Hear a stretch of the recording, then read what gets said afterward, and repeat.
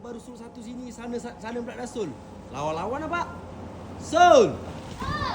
Sul. Alhamdulillah. Sini Sul. Yang sana tu apa yang Sul tadi dengar satu lagi? Macam Bojan cakap geng, ini adalah kamus bergerak Bos Ijan.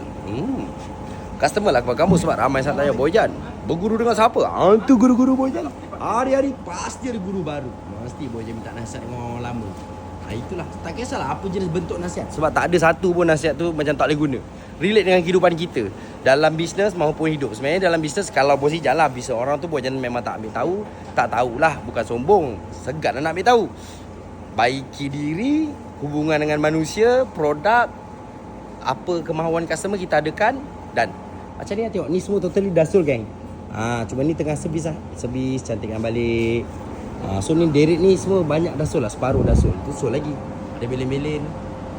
Ni Cobra 5,000 lah paling banyak Sul untuk dekat belah sini. Oh sana pun Sul, Angel. Sul Ipoh Perak, Sul. Sebab tu lah kalau korang tengok Bojan jarang sangat live. Salah satunya ni lah. Tak sempat geng. Tak sempat, tapi alhamdulillah lah rezeki Allah SWT. Sul lagi, Perak pun Sul.